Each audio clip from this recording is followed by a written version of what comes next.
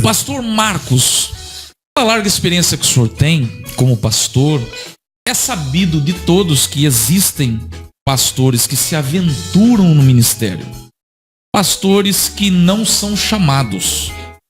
Ou seja, para resumir aqui, e o povo que está me assistindo vai me entender, existe o pastor chamado e o chamado pastor, aquele que o povo chama de pastor, mas não é chamado por Deus. Qual é a diferença, pastor Marcos? O senhor vai entender o desdobramento dessa pergunta, uma pergunta ligada à outra. Eu quero que o senhor fique à vontade. Pastores que se aventuram e pastores que de fato são chamados por Deus, a vocação divina. O que é que evidencia que uma pessoa tem a chamada pastoral?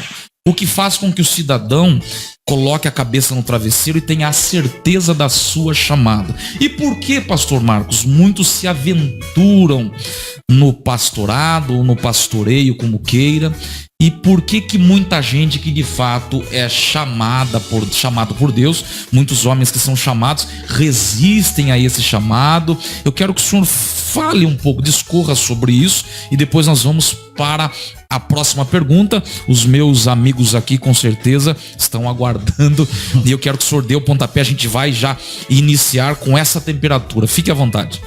Meu Deus, e que temperatura, né? Eu falo que ele já começou estralando, né? Já começou com tudo aqui a coisa. Não, ele é assim, ele pega a BMW, ele engata a quinta e vai embora. Não, eu tô percebendo que a coisa aqui é pra valer mesmo. Ninguém tá brincando aqui não. Né? Mas quero te parabenizar já antecipadamente, o pastor Jean, porque essa sua pergunta eu acho que é fundamental, né? É fundamental, quase que a pergunta em si, ela já resume até a estada da gente aqui para falar do assunto. Mas, e eu não sei exatamente como que é a dinâmica que a bancada pretende desenvolver para os blocos. Se eu me prolongar muito na resposta, porque eu falo muito, por favor, fique à vontade para me interromperem também, tá bom? Claro. Até porque o assunto é de natureza tal que às vezes torna-se complexo falar e devo, né, de modo sintético. Mas, bom, o que eu diria? E gostei muito também da maneira como você fez essa colocação de modo invertido dos termos. O chamado pastor, o pastor que tem a chamada, como que você disse? O pastor me que ajuda é a lembrar. Chamado por Deus, ele é vocacionado, ele foi marcado no céu para cuidar de um rebanho. Isso. E aquele que é chamado de pastor pelo povo o chama de pastor, mas ele não tem a chamada divina. Exatamente. Eu gostei da maneira como você colocou isso. O pastor que tem chamado e aquele que é chamado pastor. Isso. Muito bem. Como diferenciar? Como saber? E a pessoa que se vê na situação, às vezes de dúvida, e que eu entendo, o pastor Jean, que é normal, principalmente o ministro, ao início do seu ministério, ter aquela pergunta que todos nós já fizemos um dia: será que eu realmente fui vocacionado? Eu fui chamado? E às vezes aquela dúvida que bate na gente no início do ministério, onde a gente pergunta: será que eu estou nisso mesmo por Deus ou por vontade própria? Então, eu gostaria de dizer assim, e até me perdoe a sinceridade na colocação das palavras, mas eu até diria que não há, vou discordar um pouquinho de você por questão didática só, eu diria que não há dois tipos de pastor. Porque o tipo real, aquele que tem chamado, é o único.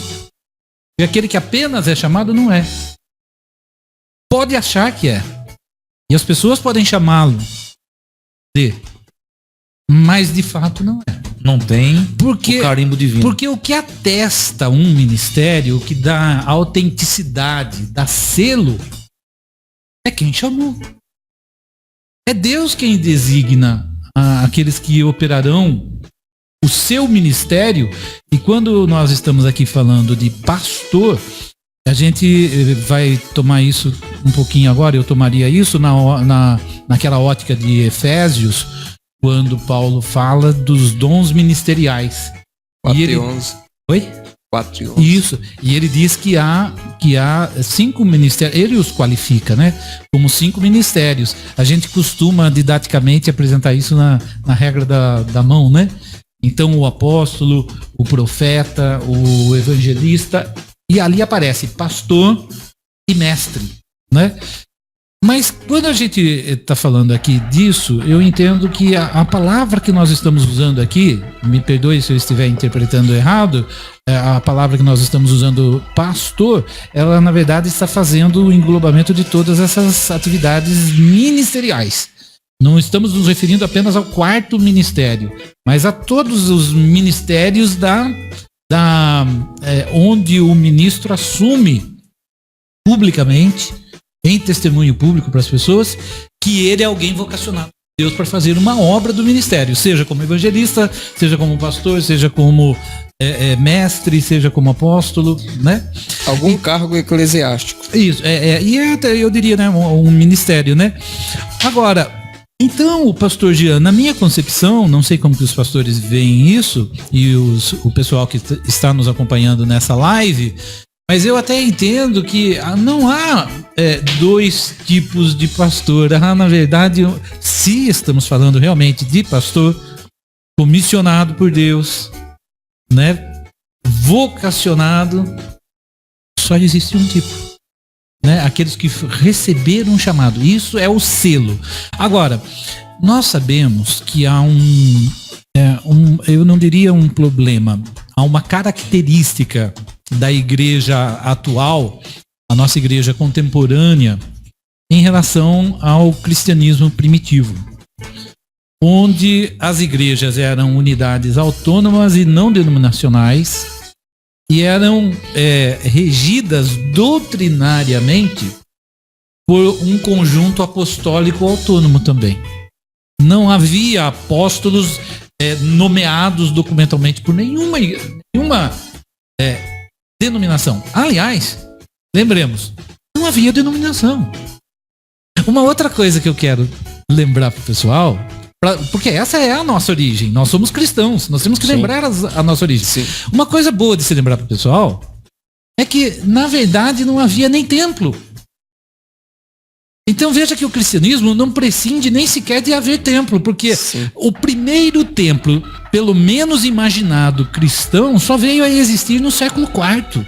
400 anos de cristianismo, não havia um templo.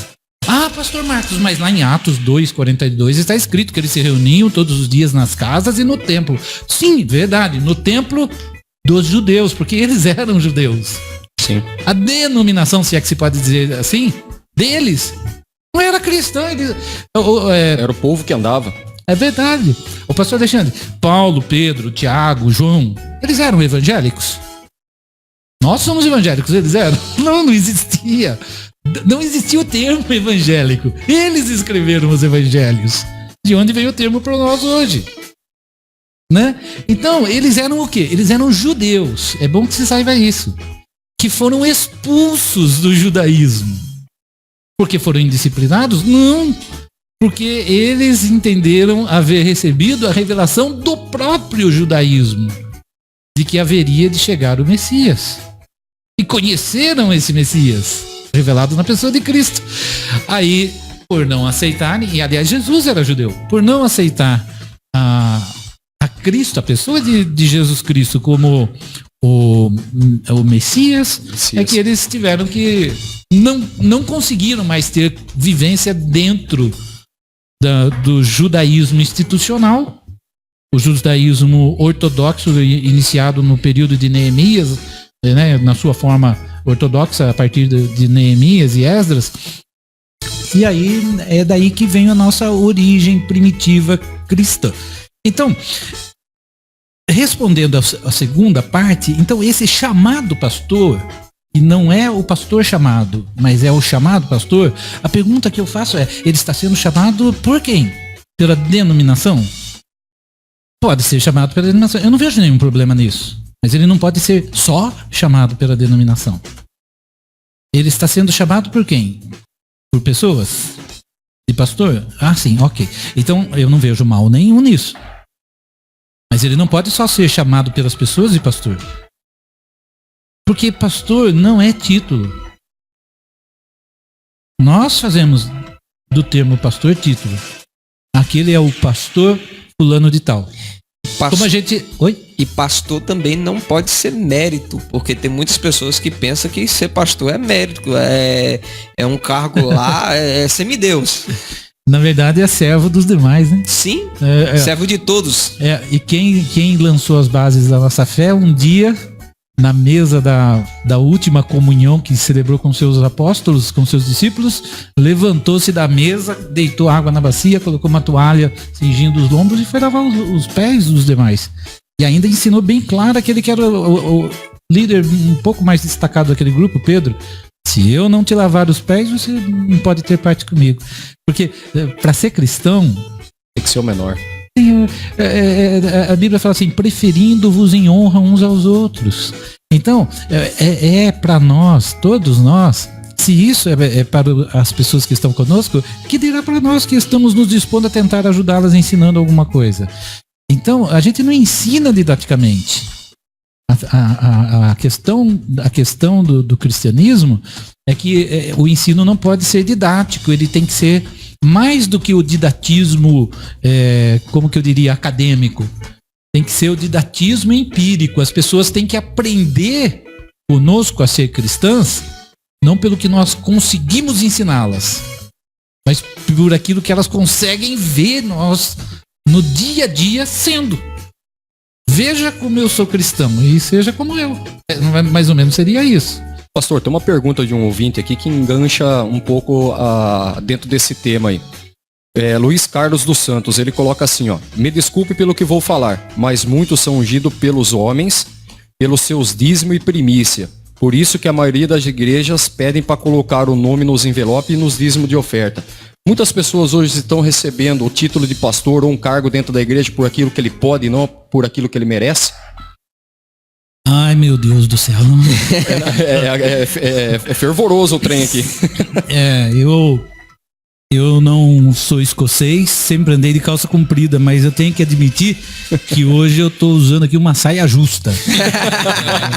O pessoal aqui, o Alex, estão me colocando numa saia justa com o pessoal todo da audiência. Só tá começando, pastor. Só começando? Só começando. Eu vou avisar também que esse aqui, ele às vezes ele traz um remédio aí pra acalmar ele e hoje ele esqueceu, então segura. Justo hoje, Justo hoje. Esquece, hein? Bom, mas é o Luiz Carlos dos Santos, né?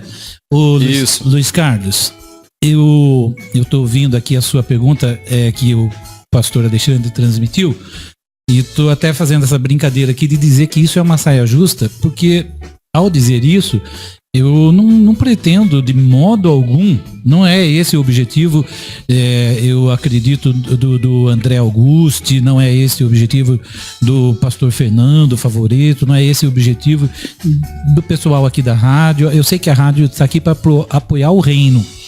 Então, mas eu não tem como eu não responder essa pergunta sem tropeçar um pouco no pé de alguns. Mas não vou citar nome, não estou citando nomes.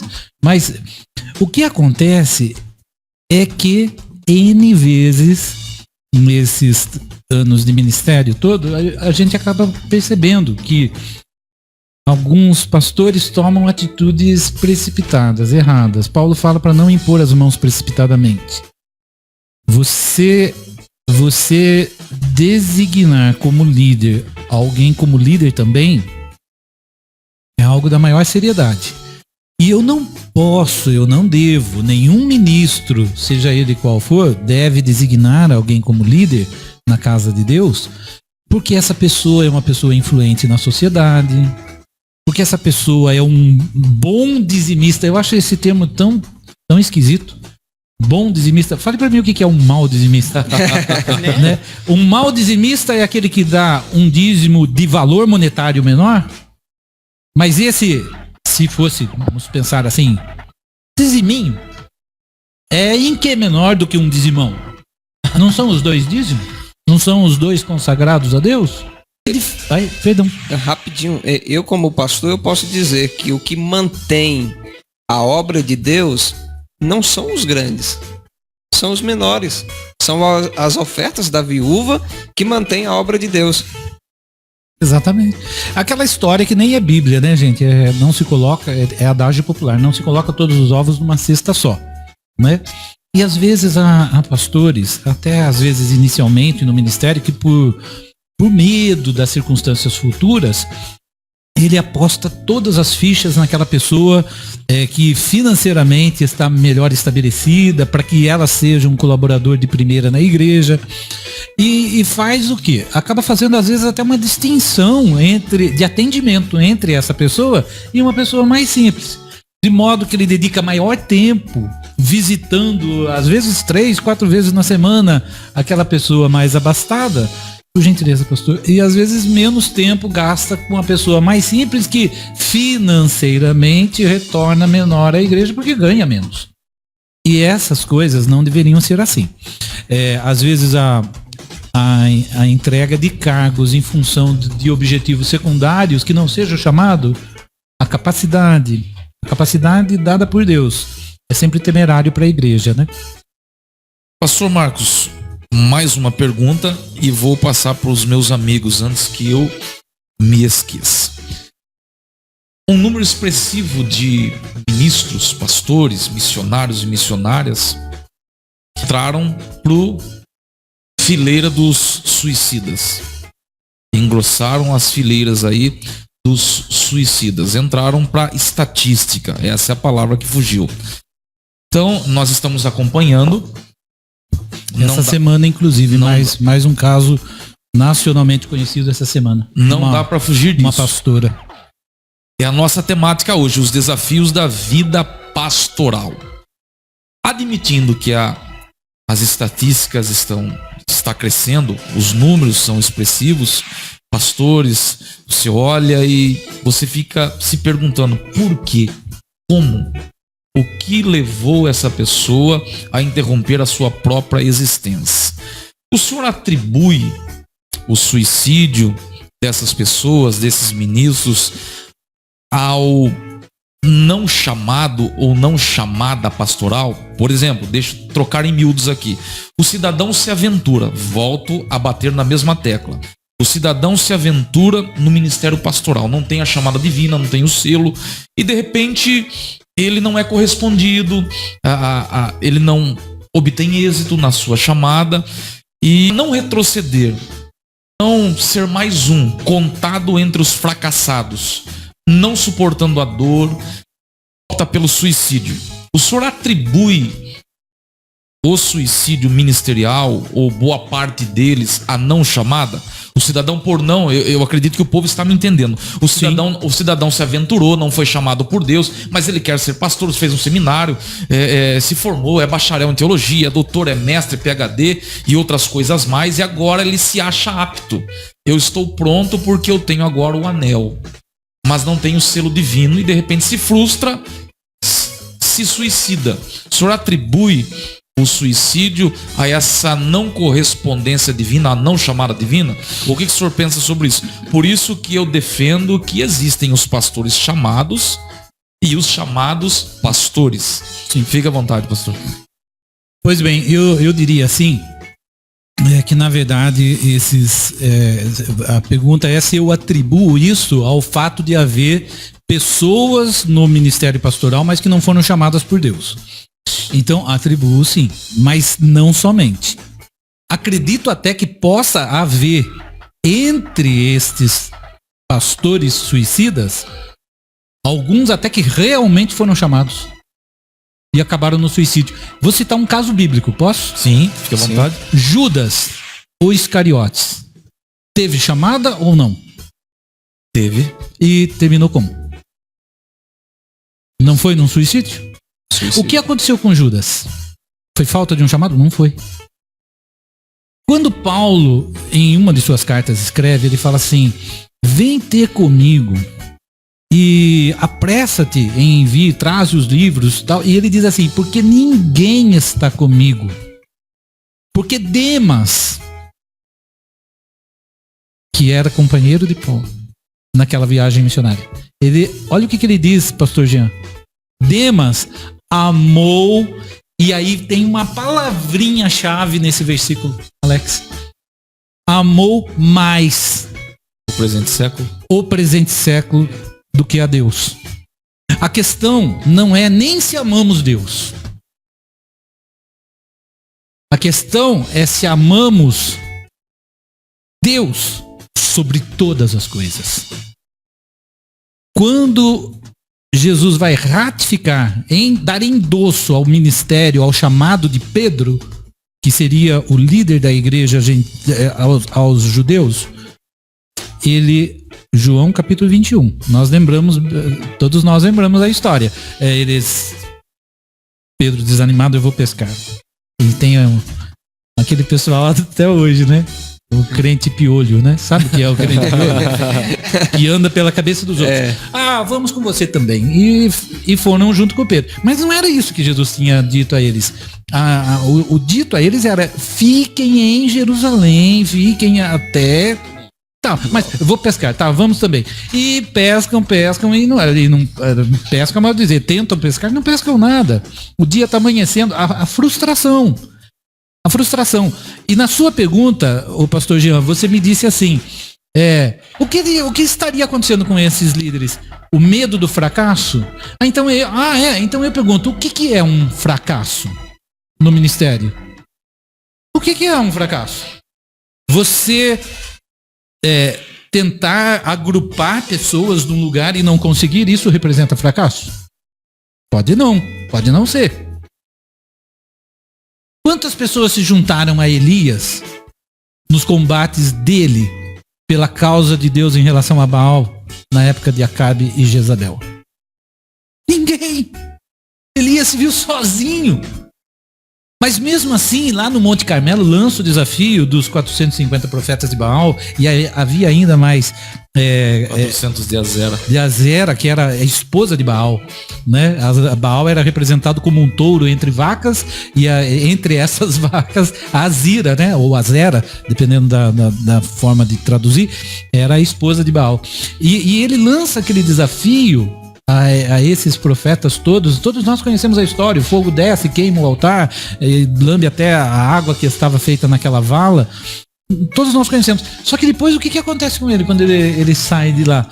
Bate um desânimo em Elias, que ele chega a dizer assim: Senhor, só eu fiquei pro profeta em Israel, eu não sou melhor que ninguém, me leve, me mate. Ele queria morrer, gente. O que ele estava? Desanimado. E o que é desânimo? A palavra ânimo vem do latim, que é anima. E o que é anima em latim? É alma. Tanto é que quem tem alma é animal. Aquilo que se mexe, que tem vida, que anda, que mesmo não sendo racional. Tô falando até do cachorro, do gato, do papagaio, da girafa, do elefante, do hipopótamo. O senhor olhou pro Coppola ali, mas tudo bem. Ó, pessoal, isso aí é por conta deles. É sério o negócio aqui, pastor. Tá muito sério. O povo tá compenetrado. Eu tenho que avisar o povo aí que eu sou visitante aqui, tá? Qualquer coisa entre eles aí. Já que o senhor colocou isso, o senhor sabe dizer em que ponto foi que ele olhou? Porque ele falou vários animais e olhou. O senhor lembra qual foi o animal? Agora nós vamos atribuir. A hora... Não, eu tô arrumando contenda. Chegou no animal, ele olhou pro Coppola. Eu falei, pronto, eu vou ter que... Prossiga, pastor. Foi pra quebrar o gelo. Meu querido amigo Alex Coppola. Ficou gravado ao vivo já. Prosseguindo, então, quer dizer, então o que é um animal? E ainda que pareça um xingamento, nós somos animais também. Porque é aquilo que tem vida. Racional, ou tem alma.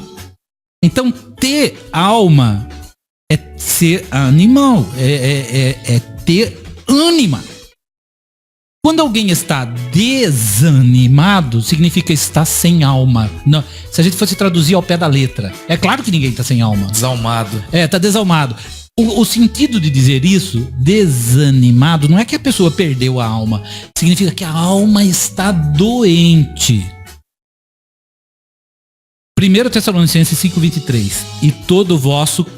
Eu já vi até pastores às vezes citar isso em mensagem de forma invertida. Todo vosso corpo, espírito... Não fala corpo, não. Fala certinho a ordem. E todo vosso espírito, alma e corpo permaneçam irrepreensíveis. É o que diz lá em 1 Tessalonicenses 5:23. Quando a pessoa está desanimada, ela pode estar super bem, ela pode estar malhada, ela vai todo dia na academia, ela se alimenta bem, ela está ok fisicamente.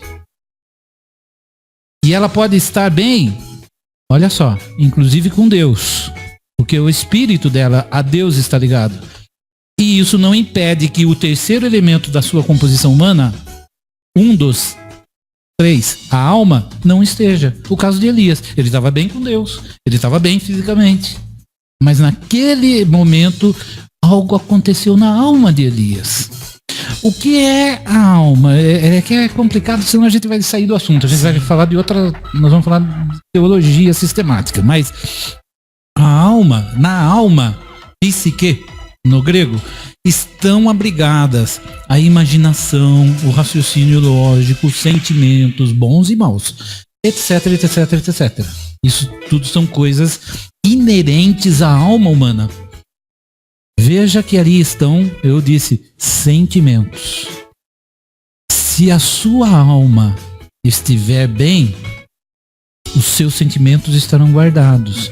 Por que que o sábio Salomão diz sobre tudo que você deve guardar, guarde o quê?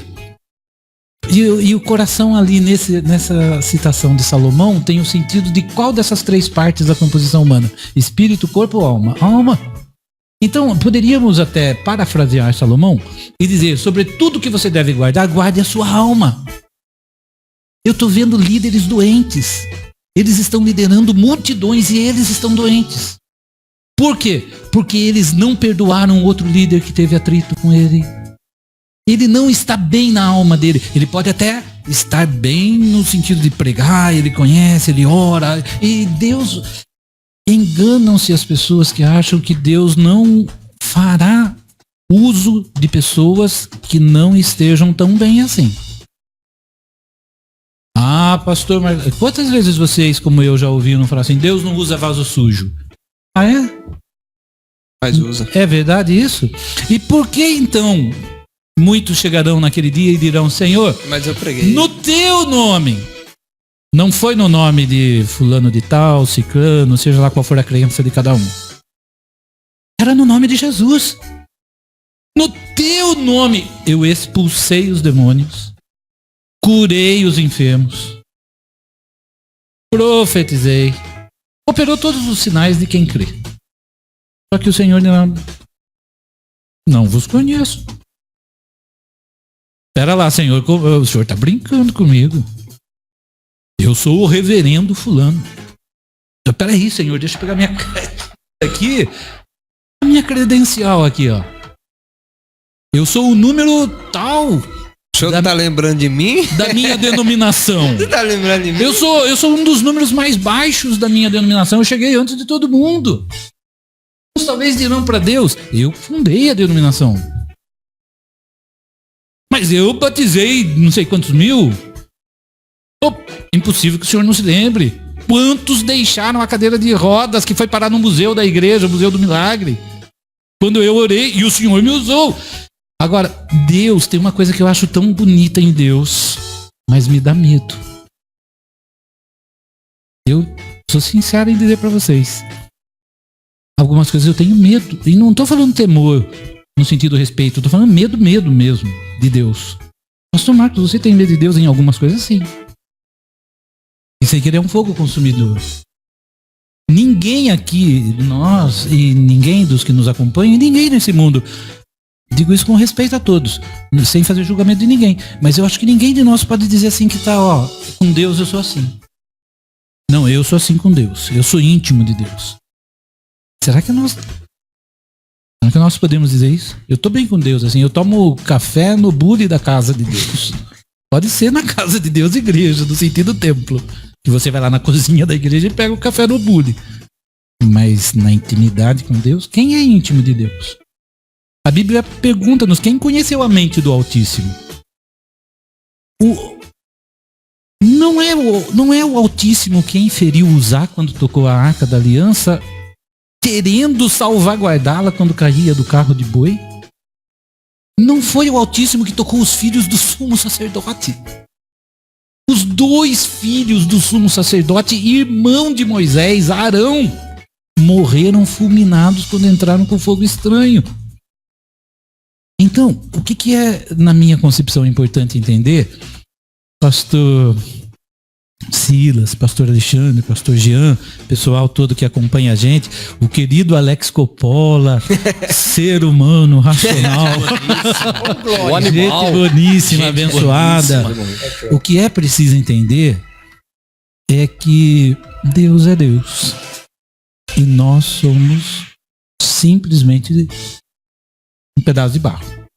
E quando Deus nos usa, que glória temos nós em ser usados? Aí vem o grande problema da liderança. De algumas lideranças que permitem-se mentir para si mesmos. Não vivem uma vida de comunhão plena com Deus, mas continuam sendo usados por Deus. E eles entendem que então, porque Deus os está ratificando, está confirmando o chamado que muitas vezes já foi perdido. Sansão já havia transgredido o seu nazireado e continuava forte. Ele já havia tocado o leão morto, a carniça do leão, transgredido o nazireado, mas no entanto subiu lá no cume do monte levando os portões da cidade. Esqueci o nome da cidade. Gaza, né?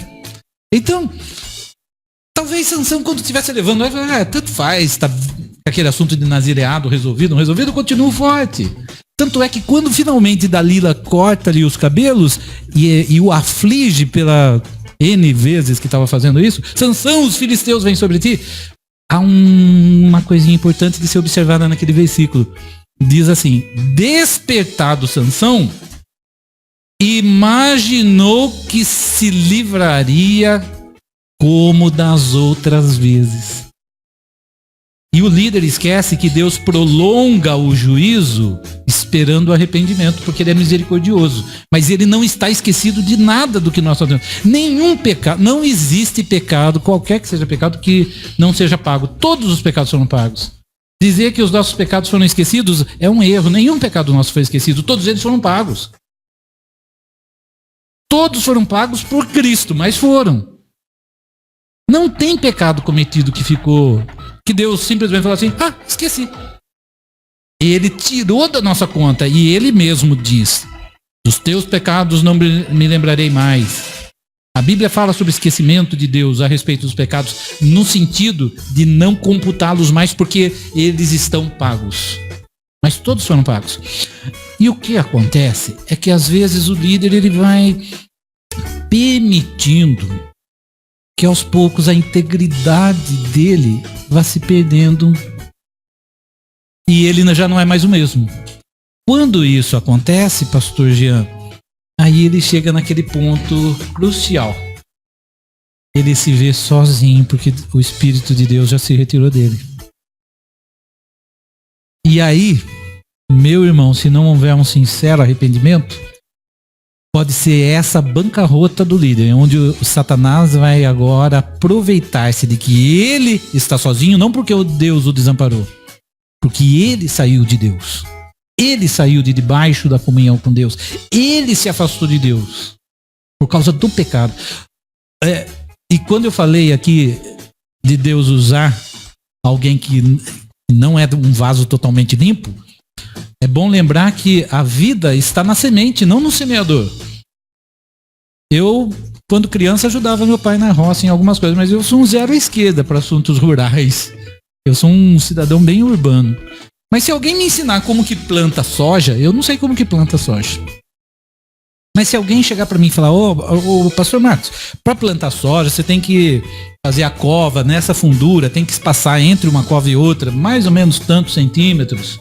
Você vai colocar tantas sementes por cova, você vai compactar a terra, molha depois que fizer isso. Eu não sei o que é preciso, estou imaginando.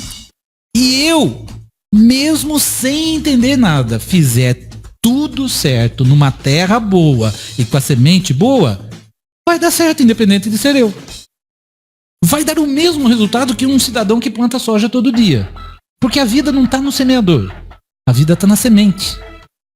E a semente que tem a vida germinará de acordo com o tipo de solo. Aqui é semente, ó, gente. A palavra de Deus é semente viva. E o solo é o coração de cada um. Quem estiver semeando, se estiver semeando do jeito que está no manual, e o manual é a Bíblia, se a pessoa estiver semeando do jeito correto, aquilo que é vivo, e o coração for bom para receber, for uma boa terra, vai dar fruto. Isso não significa que quem semeou está aprovado. Ele apenas foi usado. E aí que eu falei que é o medo de Deus. O medo de Deus, porque Deus é sarcástico em algumas ocasiões. Sarcástico não, eu usei a palavra errada, é irônico. Lembra? Eu falei de Elias. Lembra quando Elias usou de ironia? E de sarcasmo mesmo. Quando ele disse para os profetas de Baal: será que Baal não está viajando, não? Gritem em voz mais alta. Talvez ele esteja ocupado. E ele usou de ironia. E muitas pessoas vão chegar para Deus, líderes, estamos falando de líderes, naquele dia, e vão dizer para Deus assim: mas no teu nome eu curei os enfermos, no teu nome eu juntei multidões, no teu nome eu fiz isso, eu fiz isso, eu fiz isso, e vai passar a lista do que fez. Currículo vitae, portfólio. E o Senhor vai dizer: eu não vos conheço. Mas não me conhece como? Sendo que eu fiz. E aí Deus vai usar de ironia. Deus vai dizer: eu só te usei. Você é casado, todos aqui casados, e o pessoal casado aí sabe do que eu vou falar. Você já imaginou se um dia houvesse uma discussão de um casal? Alex, imagina isso. E de repente a esposa virasse para o marido, ou vice-versa, o marido para a esposa, e dissesse assim: você é um tolo, você é uma tola mesmo. Eu nunca te amei. Eu te usei. A mulher dizer pro marido: eu não queria trabalhar e eu vi que você aceitava que você me bancou todos esses anos aqui. Mas eu nunca te amei. Eu usei você. Você ficou trabalhando para me sustentar. O que sentiria esse homem? Ou o que sentiria essa mulher se de repente, ao final de um relacionamento, ele olhasse para ela e dissesse: você sempre foi uma mulher muito atraente. Eu senti muita atração física por você. Mas eu nunca quis nada mais do que ter prazer com você. Você foi uma tonta, você foi uma tola. Eu só te usei. Como ficaria o coração dessa pessoa? Ela gostaria de ouvir isso? Quem gostaria de ouvir que foi usado? Mas nós gostamos de dizer que nós somos usados por Deus. E ficamos felizes. E até fazemos disso glória. Está aqui o homem fulano de tal, o homem que Deus usa. Amém, que legal, que bom que Deus usa. Mas isso pode ser bom ou não. Eu não vejo tanto.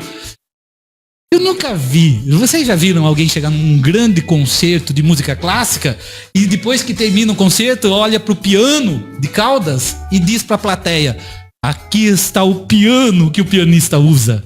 Vamos aplaudir o piano. Vocês já viram acontecer isso? Todo mundo aplaude o pianista. O piano é só o piano, ele é só um instrumento.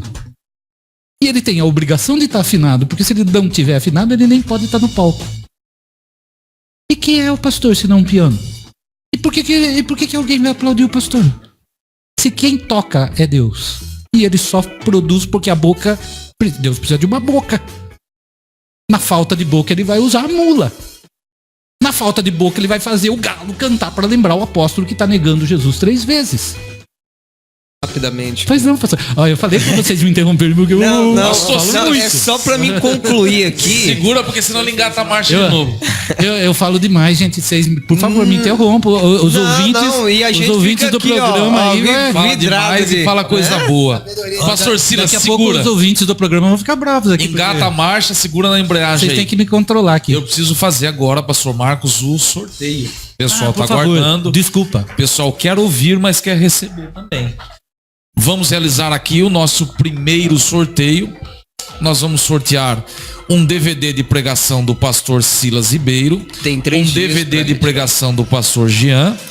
E também um corte de cabelo e o livro do pastor Sila Rabelo, nosso amigo, cujo título é Manaus, Pão do Céu, um verdadeiro sermonário, pastor Marcos. O senhor deve conhecê-lo. Não conheço, mas Pastor Silas estou Sila curioso Rabelo. de conhecer. Gente chama o DVD, né? boníssima. O DVD chama Shimizu. E esse é o momento que o pessoal tem que deixar o feijão queimar lá, porque é o sorteio, né? É o sorteio que Deixa a rufem cozinha. os tambores. Deixa a cozinha lá. Você pode, então, levar o DVD do pastor Silas Ribeiro ou do pastor Jean. Os 2 DVDs serão sorteados. Depois nós vamos sortear um corte de cabelo e o livro no nosso segundo sorteio. Então vamos lá. O pastor Marcos de Oliveira, tira aí, que rufem os tambores. Prepara o seu coração. Você vai levar um DVD do pastor Silas Ribeiro. Pode ler. Faça a menção do nome, pastor Marcos, por favor.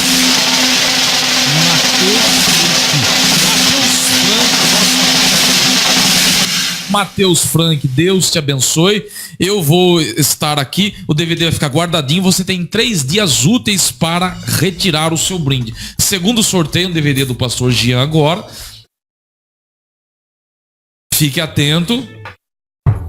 Marco Antônio Amaral.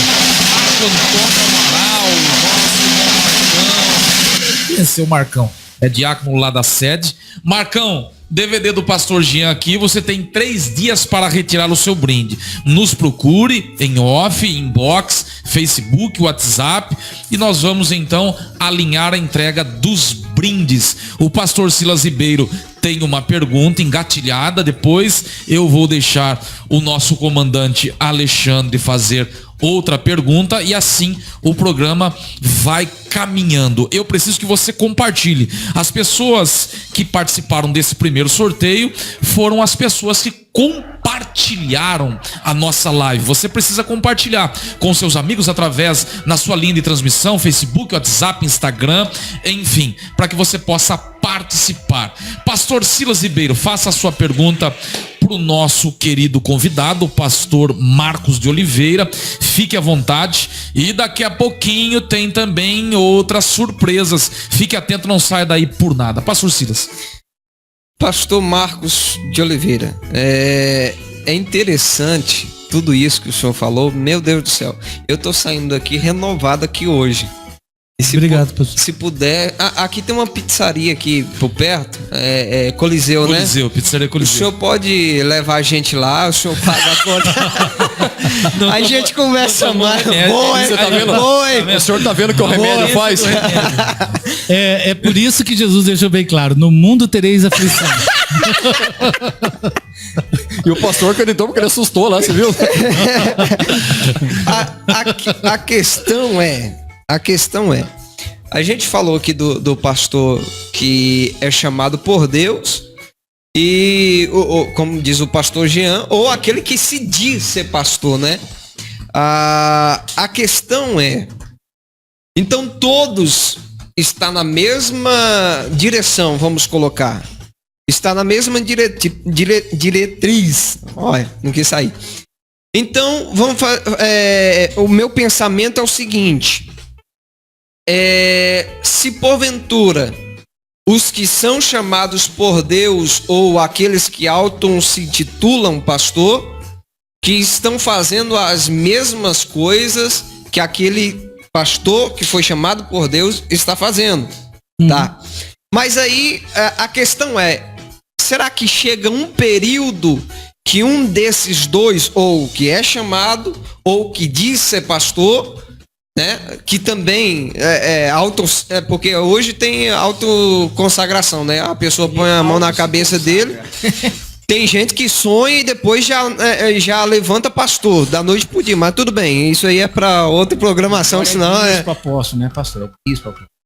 Também, mas tem na palavra, mas a questão é, essas pessoas, com certeza, tiraram o foco, mudaram o foco no meio da trajetória, ou as pessoas erraram nessa questão de ser pastor? Eu acredito, pastor Silas, que há os dois casos. Como eu disse, há pessoas que realmente foram chamadas e no meio da caminhada se permitiram, até por estarem sendo usadas por Deus, relaxaram na vida cristã. perderam o primeiro amor. É o Demas. Amou mais o presente século. Não deixou de amar Deus, mas amou Deus menos. Menos do que o presente século. E Deus, é por isso que o primeiro mandamento da lei, e alguns acham que a lei passou. Jesus deixou claro que ele não veio para abrogar a lei, mas para cumprir. O que passou foi a lei cerimonial, a lei levítica, mas a lei, por exemplo, como os 10 mandamentos, é uma lei moral, é o aspecto, é a parte moral da lei. Isso está salvaguardado dentro das doutrinas do Novo Testamento. Aliás, Jesus até amplia a lei. Ele diz: ouvistes o que foi dito aos antigos, não matarás. Eu, porém, vos digo, e amplia a lei. Então nós estamos, se fosse dizer lei, debaixo de uma lei ainda maior do que estavam os veterotestamentários. Porque Jesus fala assim para nós: aquele que disser mal do seu irmão, disser que seu irmão é louco, já matou. A lei diz: não adulterarás, mas eu vos digo que se alguém olhar para uma mulher com a intenção impura no seu coração, já adulterou. Então nós estamos na lei ainda, mas a lei que nos é dada pela graça, ela é possível de ser levada com uma diferença. Porque o Espírito que em nós habita nos faz viver a lei espontaneamente. Sem que nem há necessidade de ter mandamento, uma vez que você já os vive, né? Mas tudo bem, voltando no que você estava dizendo, eu acredito que então o que acontece é que existem os dois casos. A pessoa que começou a relaxar, ele começa a aspirar pelo mundo e as coisas do mundo, e aí ele cai exatamente no que nos assegura, cuidado, o apóstolo São João: meus filhinhos, não ameis o mundo nem o que no mundo há, porque aquele que ama o mundo, o amor do Pai não está nele. Porque tudo quanto há no mundo, a concupiscência da carne, a concupiscência dos olhos e a soberba da vida, não é do Pai, mas do mundo. E o mundo passa, e a sua concupiscência. E agora, olha só, pastor, mas o que faz a vontade de Deus, esse é o ponto distinguível. O que faz a vontade de Deus, esse permanece por quanto? Por 3 meses, por 7 anos, por 10 anos, 20 anos, permanece para sempre, né? Então, eu acho que é os dois casos. Agora, é claro que aquele que não tem nem chamada, já começou todas as chances de dar errado, porque ele nem foi chamado. Fazer uma coisa que não foi chamado. Ainda mais um chamado para combater diabo. Sim. Tirar da mão de Satanás pessoas. Se você arrumasse um emprego para ter que lutar com um pitbull, você iria? Eu acho que a pessoa tem que ser muito bom o salário para aceitar um serviço desse. Agora imagine você todos os dias lutar contra demônios, que são muito mais ferozes do que pitbulls. Enfrentar uma batalha que não é carne e sangue, mas é uma batalha feroz contra o reino das trevas. E a pessoa não foi chamada para fazer isso, se ofereceu de atrevido. Tem todos os elementos para bater a cabeça. Então, é melhor não ser pastor do que ser pastor em situação que não deveria estar sendo. É a mesma coisa de entrar na prova ou pegar a prova para si, né? Porque tem muito, igual, todo chamado de Deus na vida do homem, a gente passa por situações. Tem pessoas que pegam a provação para eles. Eu tenho comigo o seguinte: se eu perder o foco, que é ganhar almas, que é ir atrás de pessoas necessitadas, que é buscar o reino de Deus e a sua justiça, a Bíblia diz que as demais coisas serão acrescentadas. Se eu perder esse foco, deixar o reino para trás e buscar as outras coisas, com certeza meu ministério está simplesmente arriscado, podemos assim dizer.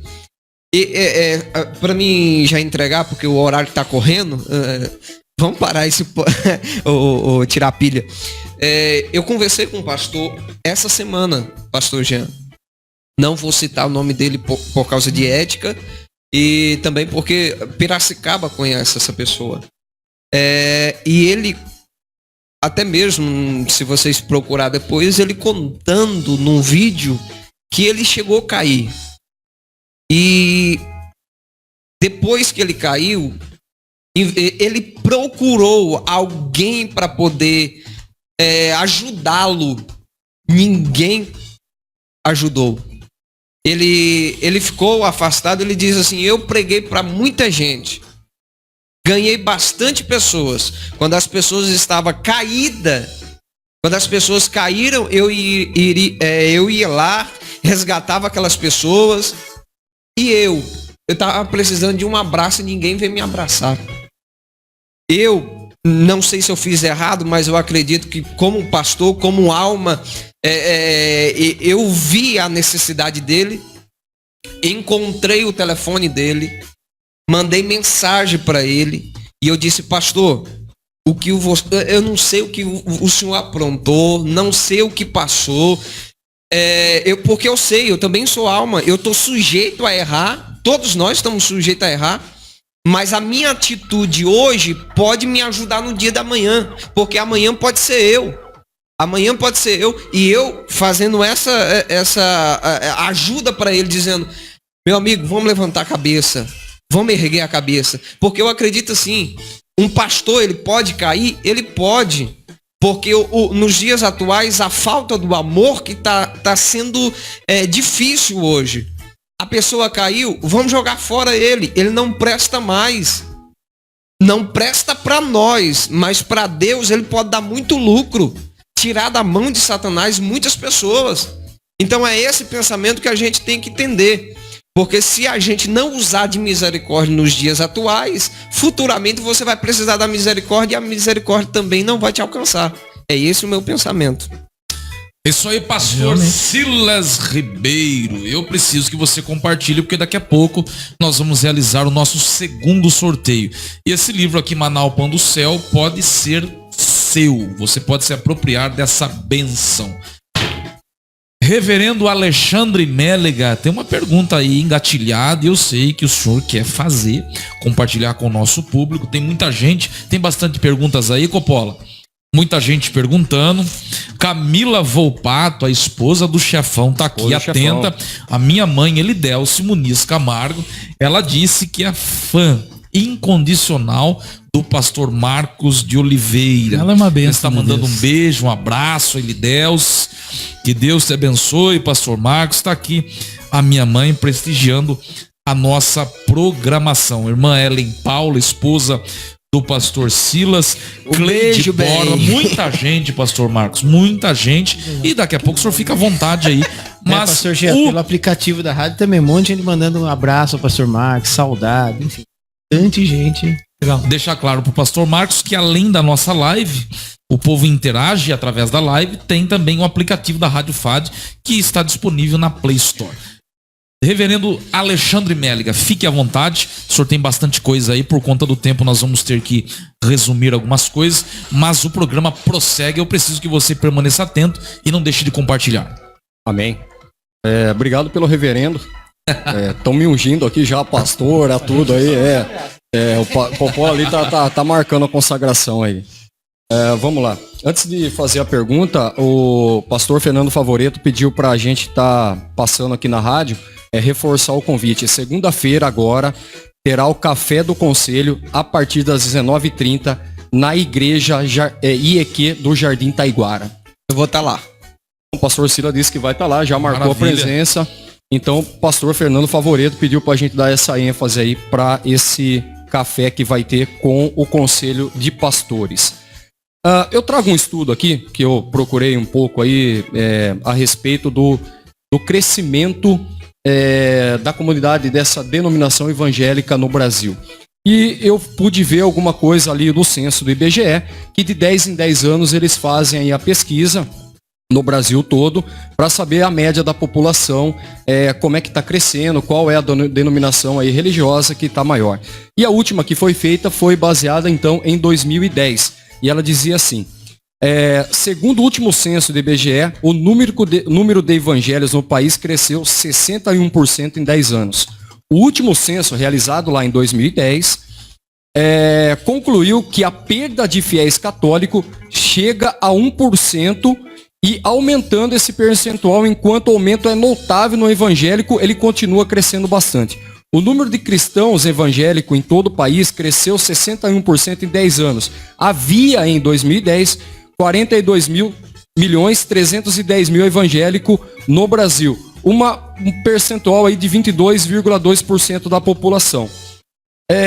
O que eu considero isso? O censo está dizendo que esse movimento evangélico, essa denominação evangélica, ela nos próximos 10 ou 15 anos, a partir de 2010, ou seja, no próximo 2020 agora, até 2025, a maioria da população se tornará evangélica. Aí eu pergunto, pastor, estamos formando pastores preparados para esse crescimento desenfreado que está acontecendo?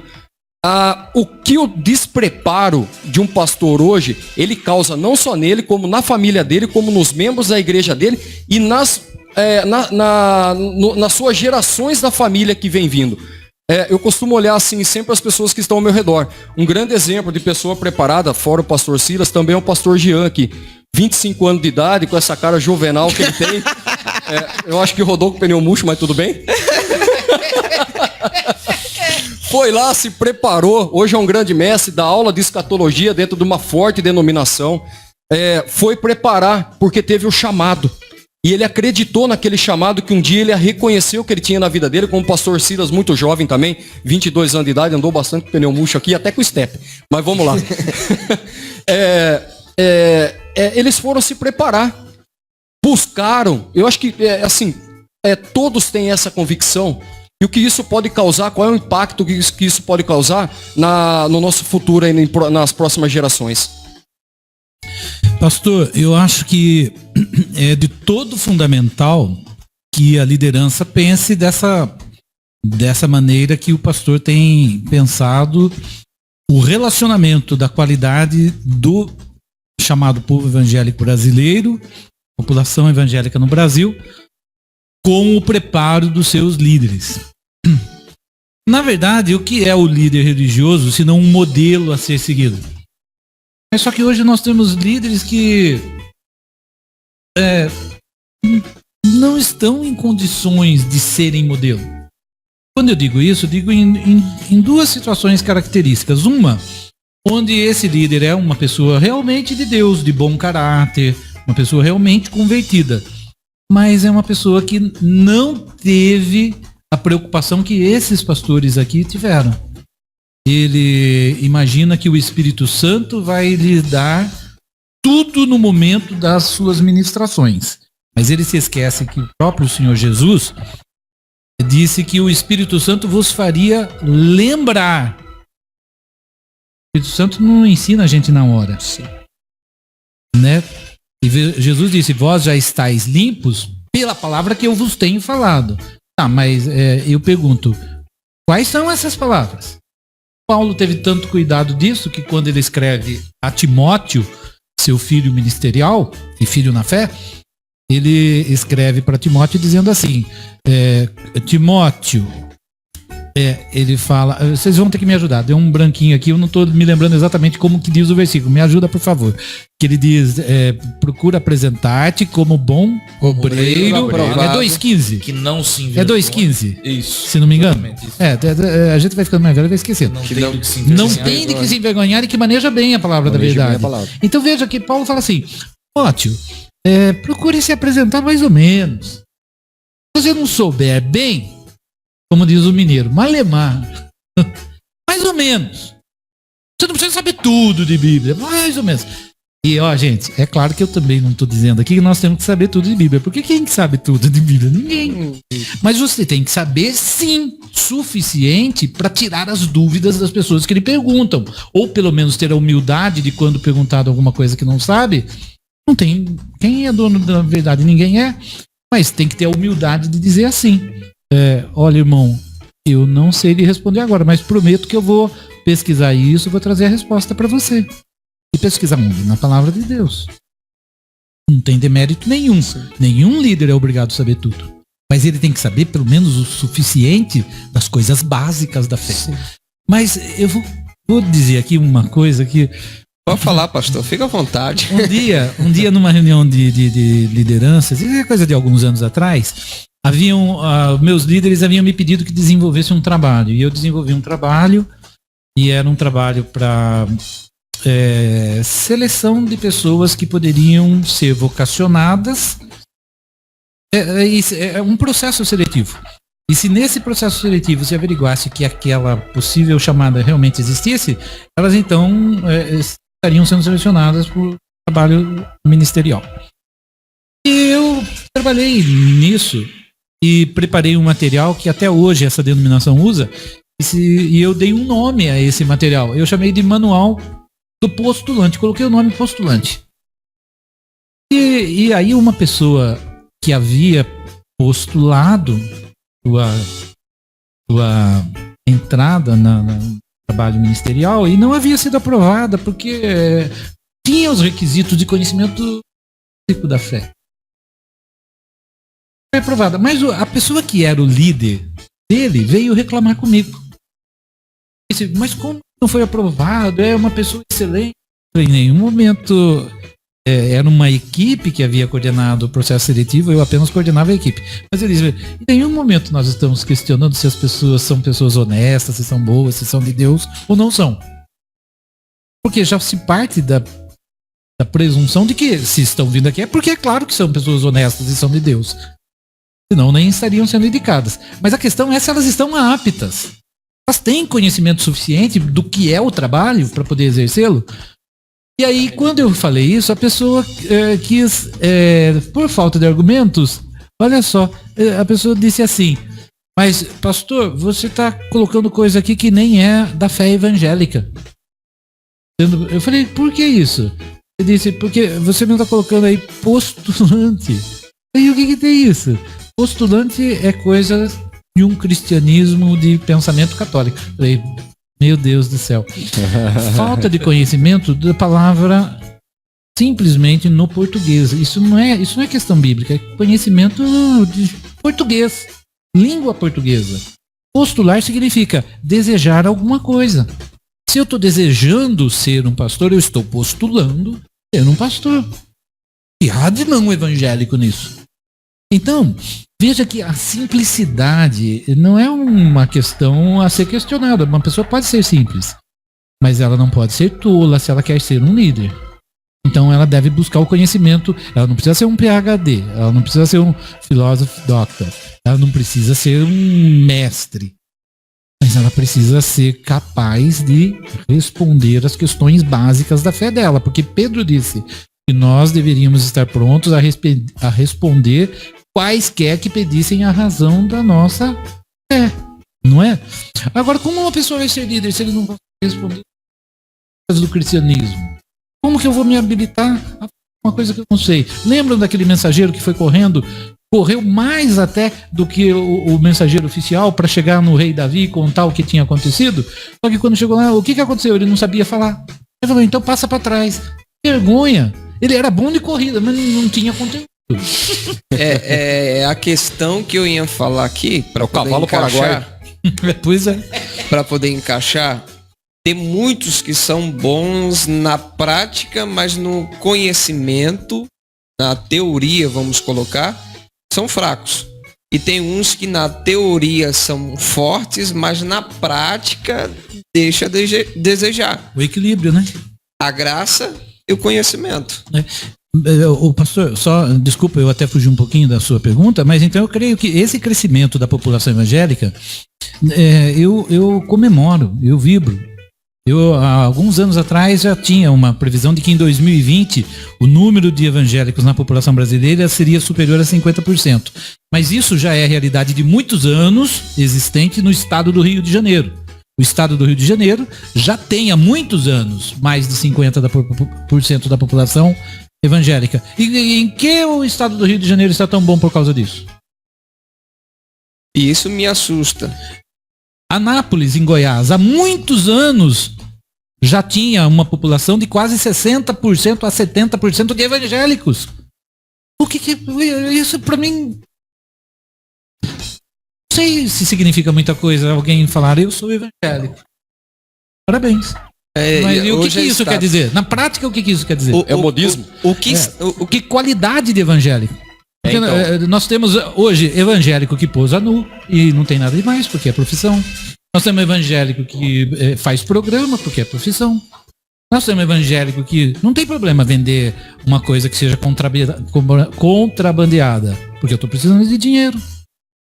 Nós temos evangélico que não tem problema nenhum em de vez em quando ficar embriagado. Eu não estou fazendo mal para ninguém. Pastor Marcos, tem muita pergunta aqui.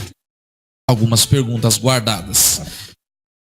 Se essa pessoa que está nos assistindo, ou essas pessoas que estão participando do nosso programa, pudessem perguntar de forma direta, eu creio que eu estou representando aqui a maioria. Uma pergunta que eu penso que cabe aqui no nosso programa é a seguinte: ao longo da sua trajetória pastoral, da sua vida ministerial, qual foi o maior desafio que o senhor enfrentou? Eu não estou falando de vida social, matrimonial, eu estou falando de vida pastoral. Por fazer agora um autoexame, trabalhar aí a memória, e com certeza o senhor vai lembrar de algo que o senhor pode chamar aí de desafio. O maior desafio, o que o senhor considera o maior desafio aí da sua vida pastoral? Eu creio que o maior desafio de um pastor é a sua missão. E a missão fundamental do pastor não é acrescentar um número expressivo de pessoas à sua denominação. Não é construir um bom templo. Não é ter a melhor banda da cidade. Todas essas coisas são boas e eu parabenizo os que têm tido sucessos em todas essas coisas. Mas isso não é o cerne da questão. A questão da liderança é se eu estou formando o caráter de Cristo nas pessoas. Quanto eu consigo formar do caráter de Cristo nas pessoas? E eu trago pessoas a Cristo e quantas delas permanecem em Cristo? E passem-se quantos anos passarem. Eu posso até nem mais estar junto com essas pessoas, mas elas continuam com o caráter de Cristo. Porque elas se converteram.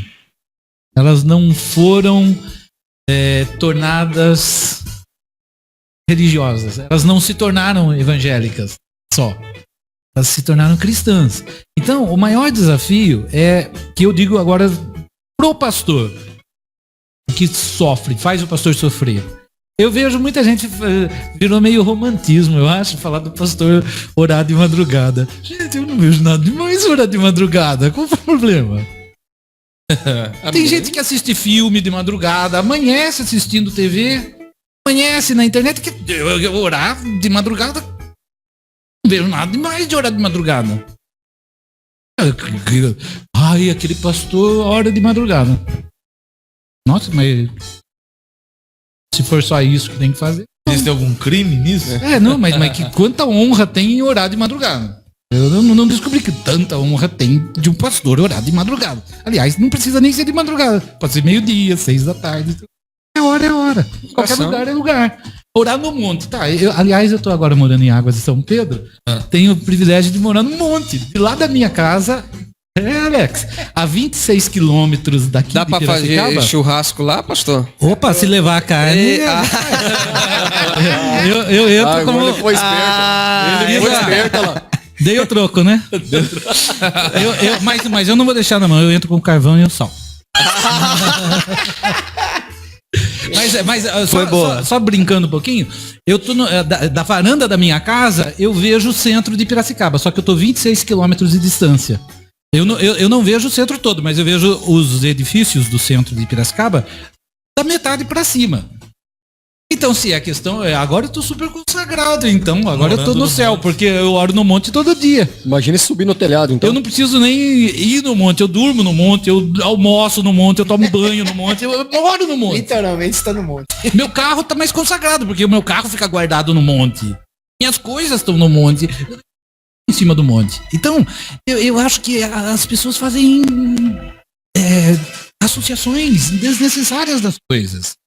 Então, o desafio de ser pastor, o maior desafio, eu digo no meu caso, Pessoal. é lutar para tentar ver a pessoa se converter. E às vezes fica 10 anos na igreja, 20 anos e não converte aquela peste. Verdade, você fala, meu Deus, será que não vai entrar na cabeça desse cidadão? Será que não vai entrar na cabeça e não se converte e você jejua? Aí sim eu digo, você jejua, você ora pra ele, você expulsa demônio, já saiu tudo que até a capeta, mas ele é pior do que o capeta. E não se converte. Então você sofre, porque você vê ele com um problema na família dele e às vezes essa pessoa, ela dentro da igreja ainda começa a contaminar os demais, porque não é um problema, você está tentando consertar um, ele ajuda a estragar. Então, eu acho que o maior problema de um pastor é tentar fazer a igreja ser de Deus. E ele não consegue isso plenamente, nenhum pastor consegue. E isso faz a gente sofrer. E a tristeza maior de um pastor, escrevam o que eu estou dizendo, é que normalmente ele vai ter ainda as maiores decepções, não é com a membresia. Não é com a membresia. Não são com os irmãozinhos da igreja, com os líderes. Porque quer conhecer... esqueci o ditado, eu ia falar um ditado, esqueci como que ele é. Mas quer conhecer um fulano, dê poder a ele. Tem um ditado que fala assim, quer conhecer Beltrano, não sei, eu não esqueci o ditado. Mas você quer conhecer uma pessoa, dê poder a ele. Você dá poder à pessoa e ele esquece, às vezes ele esquece até de como ele chegou na igreja. E ele passa até a te julgar, ele já se faz seu juiz. Não, irmão, mas não é isso. Não, porque pastor é aqui... Eu perdi as rédeas dessa pessoa. Não que você quisesse pôr rédeas a ela, mas as rédeas quem pôs foi Deus. E pôs na sua mão para você controlá-lo, ensiná-lo por onde ele tem que andar. Eu não vou usar o termo rédea, vou usar o termo cajado, que é mais apropriado. Você não consegue mais com o cajado controlar aquela pessoa. Ela não aceita o cajado. Direcioná-la. Porque ela caiu exatamente no engodo de Satanás que Paulo fala. E quando ele vai falar de quem vai ser líder, ele fala não impor. Eu até já disse isso aqui no programa, né, em determinada resposta aí. Não impor as mãos precipitadamente. E ele fala assim, não neófito na fé. E ele explica por que não neófito, não novo na fé. Para que ensoberbecendo-se não caia na condenação do diabo. Qual que foi a condenação do diabo? Presunção. Ele não achou que ele era igual a Deus. Ele achou que ele era maior que Deus. Ele não quis o trono do Altíssimo. Ele quis se assentar acima do trono do Altíssimo. Olha, eu vou falar um negócio. A quem Deus chamou perfeito? Ninguém? Chamou. Anda na minha presença e ser perfeito. Não. A quem Deus teria dito algum dia que a pessoa era perfeita? Deus algum dia falou isso de alguém? Incrível que pareça, falou. E sabe de quem? Do diabo. Quando ele ainda não era diabo. Está lá no livro de Ezequiel. Perfeito eras em teus caminhos, até que houve iniquidade em ti. Ezequiel capítulo 28, a mensagem ao rei de Tiro, mas que a gente sabe que por analogia se aplica a Lúcifer. 3 pessoas idênticas em poder, graça e não criadas, mas criadoras, Pai, Filho e Espírito Santo. Tire essas 3 pessoas do que nós convencionamos chamar Santíssima Trindade, e a pessoa mais santa, pessoal que está ouvindo aí o programa, a pessoa mais santa que já existiu depois de Pai, Filho e Espírito Santo se chamava Lúcifer. Ninguém esteve mais perto de Deus, ninguém conheceu Deus melhor, ninguém foi mais santo, ninguém foi mais perfeito do que Lúcifer. Pastor Jean, quem é Lúcifer hoje? Então eu quero com isso dizer o seguinte: líderes, não tenha nenhum orgulho do que você é, porque quem se orgulhou caiu. E o pecado de Lúcifer foi justamente a presunção. Quando eu volto a atenção para mim mesmo, eu tirei os meus olhos de quem é o alvo, olhando para Cristo, disse Paulo, autor e consumador da nossa fé. Os nossos olhos têm que estar em Cristo. Então, eu acho que o grande problema é esse, quando a gente tira os olhos de Cristo. E você não tem que se preocupar com o resultado, gente. Noé pregou tanto, ganhou 8 pessoas pro dilúvio. Que derrota. Ele poderia dizer que frustração é a minha, né? Você trabalha 120 anos e ganha só da sua família ainda. Não, e nos dias atuais está sendo difícil ganhar até a família, vamos colocar. Pois é. E ele, 120 anos e vai Noé, família pra Arca, todo o resto perdeu. Que Noé fracassado, né? Será? Ou começava dali a tripla linhagem de quem nós descendemos todos nós, né? Então eu acho que o líder não tem que pensar que resultado vai ter. O resultado é assunto dele, ele tem que simplesmente fazer o que ele tem que fazer. E ele não tem que... Igreja não é restaurante...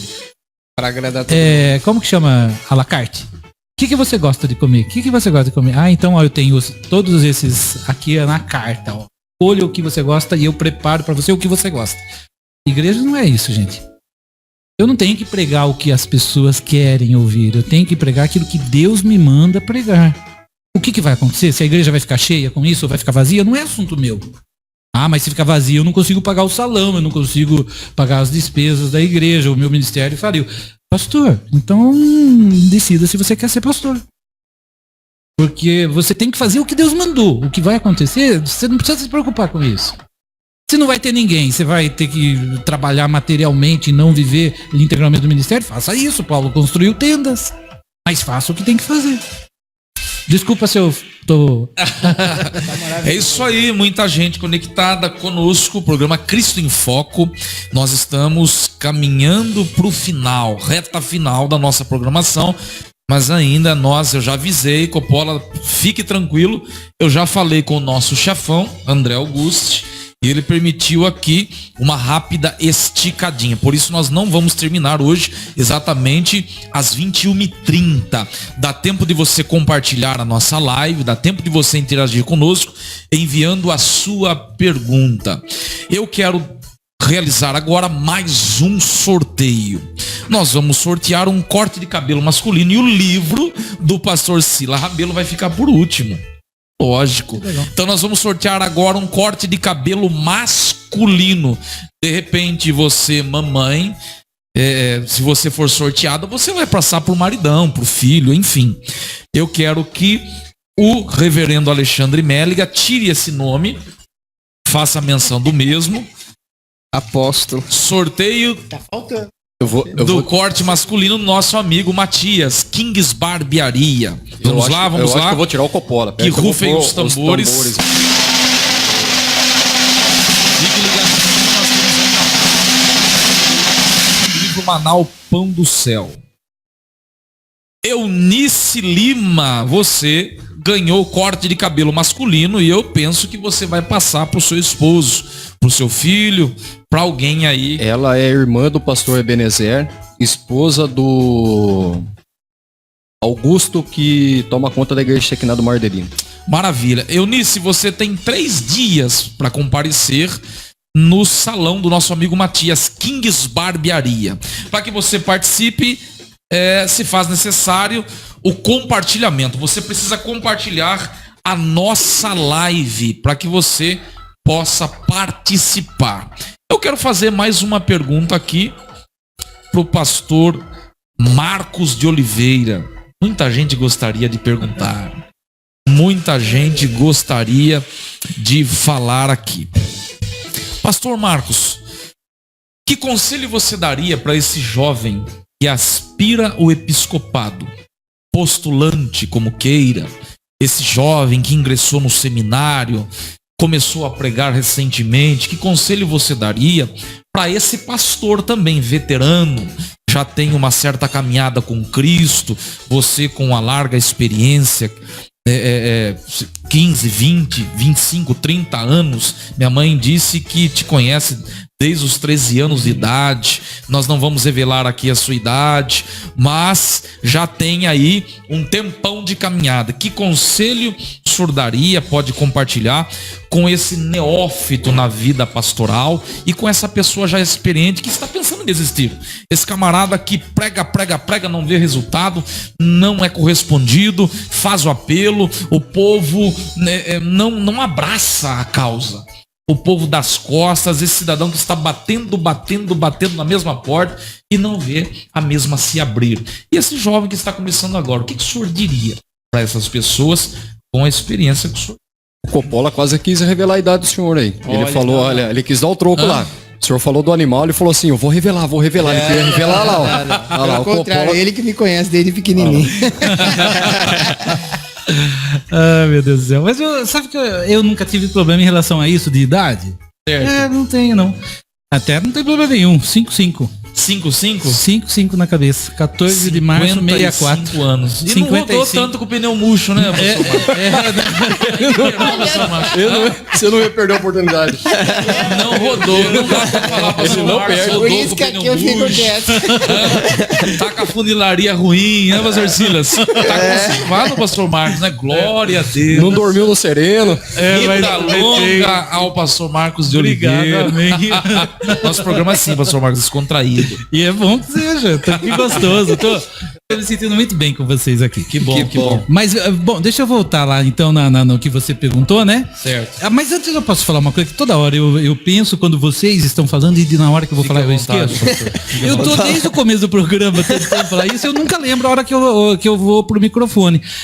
A gente falou do pastor Cezinha. César Graciano. O César Graciano, eu não sei se ele ainda tá acompanhando a live, às vezes compromisso precisa parar de ouvir, né? Mas o pastor Cezinha é precioso demais, é filho meu ministerialmente, né? Ele, a Carla, conheço ela de menina. O pai da menina. Carla, o Carlão aqui. São jovens. Um abraço pro senhor. O Carlão Bigode. Manda um abraço, pastor Marcos. Carlão, super gente fina, ele, a esposa. Então eu queria dar um abraço neles. Você falou da sua mãe? Sua mãe, eu tenho lembrança dela, de seu pai, assim, daquela época em que nós estávamos junto com o querido pastor Adolfo Sarmento. Eu estive esses dias na igreja do pastor Rubens, ele estava pregando lá, fui lá dar meu abraço nele, conversamos, para dar um pulinho lá em Rio Claro. Então, essas coisas é gostoso, né? Então, queria dar esse abraço no pessoal aí. Foram citados nomes, todos, a Camila Volpato, inclusive. Sim. Né? Fiz o casamento dela, do André. Que benção. E tudo bem. Então, vamos lá. Mas só para não deixar passar em branco isso. O que eu diria pro pastor iniciante? Pastor iniciante, pastor que está dando os primeiros passos. Eu diria para ele, primeiro... eu tomaria aqui emprestada a palavra do próprio apóstolo São Paulo falando para um pastor de 25 anos, sua idade.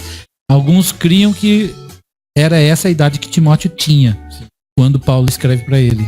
Supõem alguns estudiosos que Timóteo teria cerca de 25 anos quando Paulo diz para ele assim: Timóteo, olha aqui que ele diz. E eu diria isso parafraseando Paulo, ou tomando emprestadas as palavras dele para o pastor iniciante. Timóteo, primeira coisa, tem cuidado de ti mesmo. Segundo, e da doutrina. O pastor é defensor da doutrina. E eu quero aqui só abrir um parentezinho. A palavra doutrina significa conhecimento. Da onde vem a palavra douto? Uma pessoa que tem doutrina. É uma pessoa que adquiriu conhecimento. Sim. Então ele é chamado também doutor. Então ele é um doutor. Doutor é a pessoa que tem um conhecimento acumulado de um assunto específico. A pessoa que não tem doutrina na Bíblia é chamada de indouto. É o inverso de doutor. É um antagonismo. Então Paulo diz para o pastor iniciante: primeiro, tenha cuidado de você mesmo. Em segundo lugar, tenha cuidado da doutrina, para não cair em heresia, para não falar o que não é o que é para falar. Então tenha cuidado da doutrina. Daí olha o que ele diz, pastor Jean, eu acho tão bacana. Assim, porque fazendo isto, quer dizer, se você tiver cuidado em primeiro lugar com você próprio, no que diz respeito a ser cristão, se manter em comunhão com Deus. Viver a doutrina. Conhecer a doutrina não significa muito. Mas viver o que conhece. Porque muita gente conhece tudo, mas não vive nada, não adianta. Então tem que é aquilo que o pastor falou muito bem ali. Tem que ser as duas coisas. Não pode ser super consagrado sem conhecer. Mas também não adianta conhecer e não se consagrar. Tem que ser as duas coisas. Então, tem cuidado de ti mesmo e da doutrina. Porque assim fazendo, diz Paulo, conservarás tanto a ti mesmo, salvarás, aliás, ele diz, tanto a ti mesmo, como os que te ouvem. Eu quero aqui dar uma comparação rapidinha disso. Pessoal que está acompanhando a live, não sei quantos de vocês já tiveram a oportunidade de fazer uma viagem num voo comercial. Viajou de avião. Mas quando você entra no avião, vocês já notaram que interessante? Antes do avião sair, isso, dependendo do tipo de voo, ou é apresentado num filme, ou vai a aeromoça falar lá na frente, gesticular enquanto o comandante fala no alto-falante. Mas diz assim, explica onde que estão as saídas de emergência, explica o que tem que explicar. E tem um momento desse filme de segurança que diz assim, ó, se por algum motivo nós precisarmos despressurizar a cabine, aí diz assim, máscaras de oxigênio automaticamente cairão sobre a sua cabeça. Aí olha o que diz a instrução de voo. Pegue a máscara, puxe o elástico, ponha por trás de sua cabeça, coloque sobre o rosto e respire naturalmente. Posso arrumar um emprego de comissário de bordo, não posso? Ó, se as empresas precisarem, tô eu me oferecendo aqui, tá? Então, Azul tá contratando. Azul tá contratando? Ah, então, ô pastor, você que já conhece o pessoal, leva meu currículo lá, tá? Então, coloque a máscara sobre o rosto e respire naturalmente. Mas aí tem um negócio que parece pra nós, leigos, num primeiro momento, que tá errado. Você fala assim, coloque, se houver a criança, olha o que diz. Coloque primeiro em você mesmo e depois você coloca na criança. Que maldade, hein? Quer dizer, primeiro você que é grandão, garante o seu e depois você vai cuidar da criança que está do lado, sendo que ela não sabe fazer isso sozinha. Maldade com a criança? Maldade nada, a instrução tá certa. Porque se eu quero primeiro colocar no meu filho, você tem que estar eu bem. posso perder o sentido, porque me faltou oxigênio, eu desmaio, não consigo atender o meu filho e nem consigo atender a mim. Ficam os dois sem atendimento. Então, para eu atender alguém, primeiro eu preciso estar bem. E esse é o grande problema, pastor. Tem muita gente querendo ser pastor, libertar pessoas, mas ele não está liberto. Vou falar agora um pouquinho dentro da área de libertação, rapidinho, tá? Cuidado, pastores. Tem muita gente querendo libertar pessoas de demônios que ainda estão na sua própria vida. Se quiser descer o cajado, aí fica à vontade. Pode falar. Não é nem descer o cajado, não, mas é verdade. Sabe por quê? Porque você não tem autoridade, e o demônio sabe disso. Você não consegue ter autoridade sobre um espírito que ele tem domínio na sua vida. Como eu vou querer libertar uma pessoa de um espírito de pombagira se a minha vida sexual não é agradável diante de Deus? O espírito de pombagira tem sociedade comigo em algumas coisas e eu vou libertar a pessoa de espírito de pombagira? Paradoxo libertar o cativo, na verdade o cativo sou eu. O que Jesus falou? Se um cego conduzir o outro, o que acontece? Os dois caem no buraco. Então, o líder precisa primeiro estar sarado para poder sarar os outros. Como que ele vai querer pregar perdão se ele não perdoa? É o tal da coisa, eu prego que vi... eu vi um certo pastor que falou, não precisa você viver o que prega, você vive para poder pregar. Opa! Essa é uma questão um pouco apertada, porque tipo, cara, eu tô vivendo e eu prego e tal, aí eu não preciso viver para poder pregar. Viver o que tá nas escrituras é lógico, porque diz uma frase aí, eu sou a Bíblia que o mundo lê. Nós somos a Bíblia que o mundo lê. Paulo fala isso também, né? Vós sois a carta escrita, né? Minha carta escrita. Nós somos cartas vivas de Paulo, né? Que Paulo fala. Então, o que eu diria para esse pastor iniciante é que ele tem que primeiro tomar cuidado com ele. Ele tem que todo dia tomar cuidado com ele. Ele não pode se tornar um segundo Demas. Ele não pode se tornar um segundo Judas Iscariotes, que de repente vende o mestre. Ele não pode mudar de time. De repente, hoje ele é de Deus, amanhã ele é do diabo. Então ele, primeiro, cuide-se de si mesmo, no que diz respeito à vida espiritual, comunhão com Deus. E aí cuide da doutrina, porque assim você fazendo, você consegue cuidar dos outros. E aí, se ele tá assim, ele não desanima, ele não tem... Eu vou falar um negócio aqui, eu tô meio com medo de falar isso aí.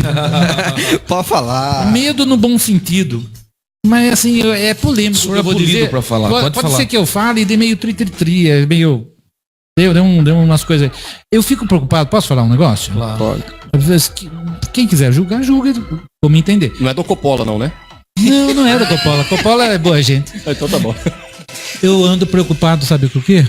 Com líderes cristãos sofrendo de síndrome do pânico e depressão. E eu sei que muitas pessoas vão dizer pra mim, mas isso é doença. Essas pessoas não têm culpa de ser doentes. Mas eu não tô falando que elas têm culpa, mas elas estão doentes na alma. Interior. Alma, gente. Isso, síndrome do pânico é uma... Síndrome do pânico, depressão são doenças que são psicossomáticas. Começam na psique e afetam as somas. Somas no grego é corpo. Então as pessoas passam até a ter problemas físicos em função de problemas que estão na alma dela. Agora, sabe, gente, assim... Conheço líderes preciosos. Ontem eu estive com uma pessoa muito querida, um pastor de 80 anos de idade. Fui conversar com ele, com a esposa dele, em Sorocaba. Não tem nem problema eu citar isso, pastor. Ele foi, inclusive, vice-presidente nacional de uma das maiores denominações no Brasil. Pastor Ernesto Tacconi. Estive lá com ele, conversei com ele na casa dele, tomando um café junto, à tarde da noite. Mas eu gostei, oramos junto, pedi que ele orasse por mim. Algumas coisas que ele, quando era meu líder, agora não esses dias, mas já de alguns anos atrás, que Deus vinha me incomodando de ir procurar e pedir perdão para ele, porque eu, liderado dele, não soube respeitar como deveria a liderança dele sobre mim naquela época em algumas coisas. Quando eu fui falar, Marcos, eu não sei nem do que você está falando, porque pra mim tá tudo ok. Falei, pastor, mas pra mim não tava ok, eu tinha que falar pro senhor. Tem algumas coisas eu fiz porque era obrigação, mas eu não... Então eu tô vindo aqui pedir... Nem é mais meu líder, não tem nada a ver. Mas eu não tô tratando de denominação, eu não tô tratando de cargo, eu tô falando de reino. No reino alguma coisa aconteceu. E eu não quero que Satanás, e no mundo espiritual, haja nenhum tipo de argumento contra mim naquilo que é próprio de Satanás, que é a insubmissão. Ou acusação. Acusação. Satanás foi insubmisso. Nós temos que ser, como cristãos, pessoas intolerantes nesse sentido. Tolerância zero para as coisas de Satanás. Nada que há no caráter de Satanás pode haver no nosso caráter. Mas tudo que há no caráter de Cristo tem que ser o que está no nosso caráter. Então, e aí começamos a conversar, eles começaram a me contar coisas da época deles, de conversão na década de 40, 50. Como que a gente aprende isso? Só que aí entra a segunda parte da sua pergunta. Ao mesmo tempo, ele acabou também daí se abrindo comigo, comentando as dificuldades que ele tem em relação a estar doente por causa da idade e os desafios de ser pastor, às vezes tendo até dificuldade de retornos do que está fazendo, porque está fazendo extrema para fazer, porque está limitado. Então, para esse que está lutando e parece que o resultado é tão pequeno, o pastor que está lá no bairro, lá, e ele luta, e ele vê que quase vai precisar fechar a igreja porque não tem dinheiro para pagar o aluguel da igreja, e todo mês aquela dificuldade, e poucas pessoas na igreja. Eu não sou dos tais que dizem que a qualidade substitui a quantidade. E a pessoa fala, eu não preciso de quantidade porque o que basta é qualidade. Eu acho que isso está errado. As duas coisas são sinônimos de saúde na igreja. Uma igreja sadia, ela tem crentes sadios, ela tem qualidade e tem quantidade também, porque a qualidade produz quantidade. Mas às vezes a pessoa ela tem dificuldades por circunstâncias, são circunstâncias, lutas, fases que a igreja está passando em que a quantidade é difícil de se cumprir. E para esse líder eu quero dar uma palavra de encorajamento hoje. Não foi fácil a Jesus ir para a cruz. Né, Alex? Tanto é que na oração lá do Getsemane, ele chega a dizer assim: Pai, não se faça a minha vontade, mas sim a sua. Pastor Jean, eu pergunto, a vontade do Pai foi feita em Cristo? Foi? Na sua opinião? Foi. E ele foi para a cruz, não foi? Mas se ele orou, não se faça a minha e faça a sua, então a vontade dele era ir para a cruz? Tanto é que ele chegou a pedir que não fosse para a cruz. Examine a oração. Passe de mim esse cálice, e ele deixa claro, sem que eu beba. Mas se não for possível, fazer o quê? Faça a tua vontade. Não se faça a minha vontade. Esse é o caráter do líder. O caráter do líder é não faz o que ele quer. Renúncia. E não é só do líder. Esse é o beabá do ser cristão. Se alguém quiser vir após mim, primeira coisa, negue-se a si mesmo. Se você não aprender a matar a sua vontade, como que você vai fazer a vontade de Deus? Então, para esse líder que está sofrendo aí, que você disse, eu diria para ele assim: tenha paciência, pastor, tenha paciência, pastora. Jesus teve paciência de suportar a cruz por amor ao Pai. E Deus o exaltou soberanamente, lhe deu um nome que está sobre todo nome. E você tenha paciência na fase difícil do seu trabalho sem resultado, porque Deus vai te honrar no momento certo. Porque na realidade... Pode falar, pastor Silas. Na realidade, nos dias atuais, a gente tem, como sendo pastor de igreja, dentro da igreja vai ter as duas qualidades, como diz a Bíblia.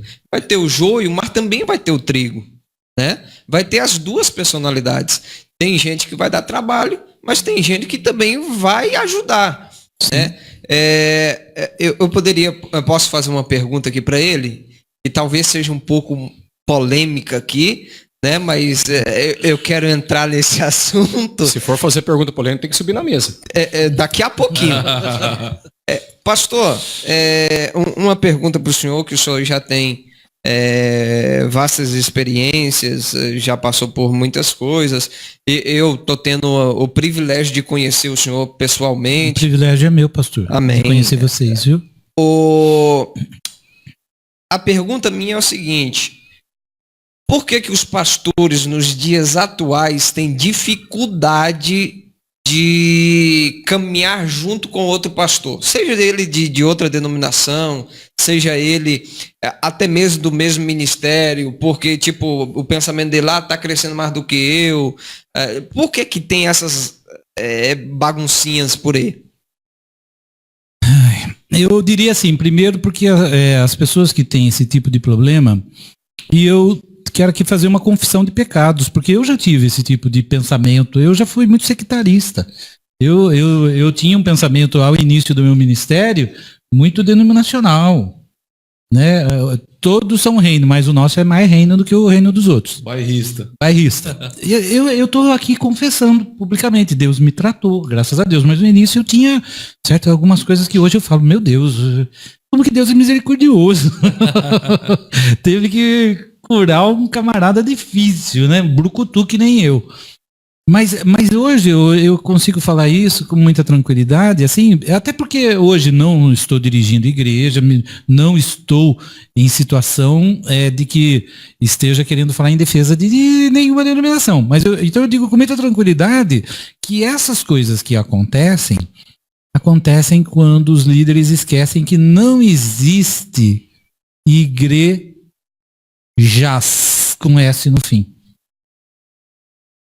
Não existe igrejas, existe denominações, templos, ministérios, E a única vez que aparece o termo igreja no plural nas escrituras, igrejas, é quando se refere a locais onde existem cristãos. Então, a igreja que está em Tessalônica, a igreja que está em Pérgamo, a igreja que está em Tiatira. Então, as igrejas da Ásia, porque distinguindo um grupo do outro, porque esse grupo está num lugar, o outro está no outro, só por isso. Mas em nenhum momento a igreja está fracionada. Não está dividida. O corpo de Cristo, o Cordeiro, lá do Antigo Testamento, no cerimonial, vocês lembram que quando era feito o cerimonial, os ossos do Cordeiro jamais poderiam ser quebrados. Tanto é que isso já era profético, porque até na crucificação, quando foram quebrar as pernas de Jesus, não quebraram, porque ele já havia morrido antes. Então, por quê? Porque os ossos são o que mantém a estrutura do corpo, o corpo em pé, o corpo ligado, por meio dos ossos e junturas, diz o texto, em outro lugar. Então, pastor, respondendo a sua pergunta, por que tem essas, vou usar uma gíria, essas tretas entre líderes, confusõezinhas, porque é outro ministério, porque não sei lá, porque não vai lá, a minha igreja não vai lá, eles, sabe assim? Só que a Bíblia fala que nós, não como sendo os sórdidos dominadores do rebanho, nós não somos dono do nosso rebanho. Dono é Deus, nós só estamos cuidando das ovelhas. Então essas coisas acontecem quando a gente esquece que há uma só igreja. A sua igreja não é a sua, é a minha também. Sim. A sua igreja não é a sua, é a minha também. Porque nós todos somos só uma igreja. Eu edificarei a minha igreja no singular, disse Jesus. Então, nós temos que ser menos humanistas no reino e parar de misturar as coisas. Sabe? O líder que fundou essa denominação é um apóstolo, é uma bênção, aquele outro é uma bênção. Mas eu não tenho que defender Paulo, Pedro, João, Tiago. Eu tenho que entender que um semearam, o outro escolheram, mas quem deu o crescimento foi Deus. Isso aí, pastor Marcos Oliveira. O programa Cristo em Foco está caminhando para o seu desfecho e eu quero agradecer as pessoas que estão conectadas. Elisama Sobral, Deus te abençoe, irmã Elisama. Rodrigo Sanches, a minha esposa ligadinha, conectada, e tanta gente aqui, reverendo Alexandre. Bastante gente sintonizada. Eu preciso que você compartilhe, porque nós temos ainda o último sorteio. Nós vamos realizar mais um sorteio. Maná, o Pão do Céu, autoria do pastor Sila Rabelo. Eu quero que o pastor Silas faça as suas considerações finais. Não saia daí, porque o programa não encerrou. Ainda não encerrou. Nós estamos caminhando para a reta final. Eu tenho aqui um bate-bola com o pastor Marcos. Vai ficar melhor ainda o negócio, mas nós precisamos já caminhar aí para o final. Pastor Silas Ribeiro, faça as suas considerações finais, e daqui a pouco o reverendo Alexandre, e depois nós vamos então fechar aqui com a última participação do pastor Marcos, por favor. Queridos, quero agradecer a Deus por esse programa, né? E para mim não dormir na casinha do cachorro, né? Da Julie, né? Lá de casa. Eu quero aqui mandar um beijo para minha esposa, né? Que está nos... Essa é esperta. Estrala. Homem prudente esse. Não, é porque eu percebi que simplesmente ela falou, fala no final lá, tal, né? Tudo bem. Então, louvo a Deus pela vida da minha esposa e do ministério. Ministério clamando por um avivamento da Assembleia de Deus, na qual eu faço parte dela. Eu não sou dono dela. Tá? Mas o senhor é o pastor presidente da DCPA. Isso aí, para mim, eu vejo assim, eu não sou nada. Deus me deu uma oportunidade de guiar o povo dele. Entendeu? A gente tenta fazer de tudo. Como pastor, a gente tenta fazer com que aquele povo que está ali segue a um Cristo verdadeiro. A visão nossa é o reino de Cristo. A visão nossa é vamos chegar até o final. Então, o meu objetivo, eu sei que eu sou criticado por causa da minha idade, mas ninguém sabe as pancadas que a gente toma lá, né? Com 10 anos de idade, eu comecei a ministrar a palavra. Com 15 anos, eu era segundo do meu pai. Meu pai é pastor de igreja, então eu já vim lá atrás, eu já tenho uma bagagem. E outra, talvez as pancadas que eu recebo hoje não me fazem parar, porque eu lembro lá atrás, com 12 anos, eu já subi em cima do caminhão de leite, chovendo, para poder ministrar em outra cidade. Tá? Andava de bicicleta, pastor, dizendo... Posso te interromper um pouquinho? Com perdão da quebra de protocolo aí. O Paulo fala, ninguém despreze a tua mocidade para Timóteo, sim, né? Então, quem quiser criticar, critique, né? Não tem nada demais. O objetivo nosso é que o trabalho que Deus nos confiou esteja sendo feito. Só isso. Até mesmo, né? Eu preciso da ajuda. Sempre eu falei, né? Da ajuda do Alexandre, pelo amor de Deus. É por isso que eu sempre digo, camarada que está sempre buscando o conhecimento ministerial. É sempre eu e o Jean, a gente sempre já conversou sobre ele. Não vai ser, né? Não, mas um camarada que a gente vê, né? Que tem, que eu posso dizer que futuramente aí Deus pode levantar, tá levantando, né? Para estourar, né? A boca de Satanás aí. Olha. E quem sabe um pastor internacional, né? Que ele tá chegando aí nesse nível. Amém. Aí, doutor em divindades, Alexandre, pastor, vamos colocar pastor Alexandre. Vamos comprar uma escopeta. Não, Deus em Cristo abençoe. Forte abraço. Pastor, eu quero aqui externar, né, um convite aqui para o senhor, até mesmo de gratidão, e seria uma honra para mim receber o senhor para estar levando uma palavra lá para o nosso ministério, se assim o senhor permitir, aceitar, e tomar um café conosco lá depois, né?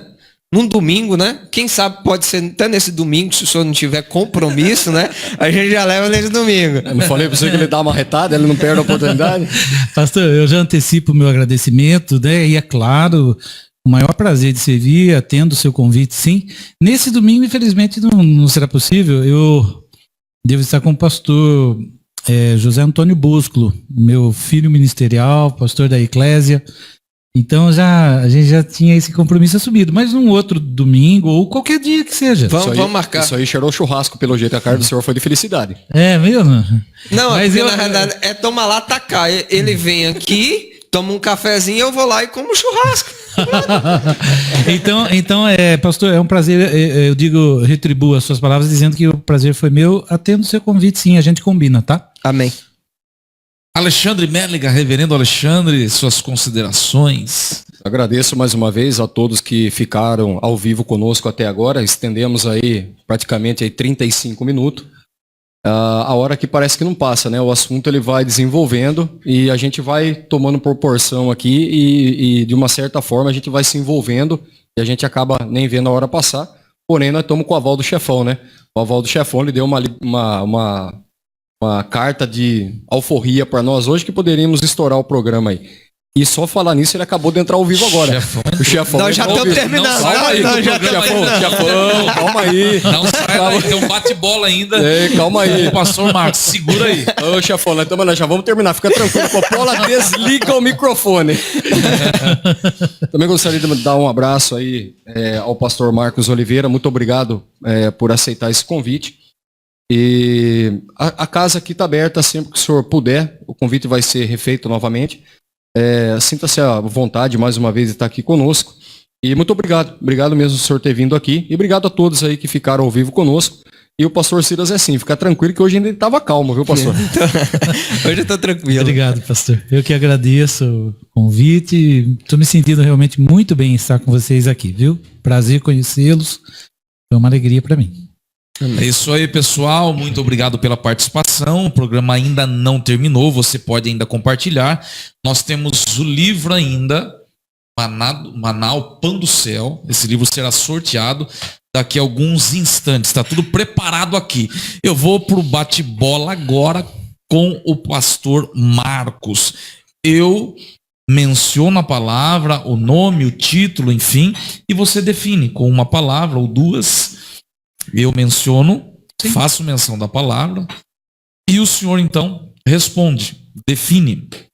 Vamos lá. Compartilhe essa live que o sorteio vai acontecer daqui a pouquinho. Nosso último sorteio. Pastor Marcos, Deus. Tudo. Tudo. Família. Essencial. Diria essencial para essa vida terrena, essencial. Igreja. Como corpo de Cristo. Eu diria propósito divino para a humanidade. Futuro. A Deus pertence. O meu próximo. Mais importante que eu. Passado. Não existe mais. Sonhos. Todos os dias para mantê-los. A volta de Jesus. Nosso maior desejo. Isso aí.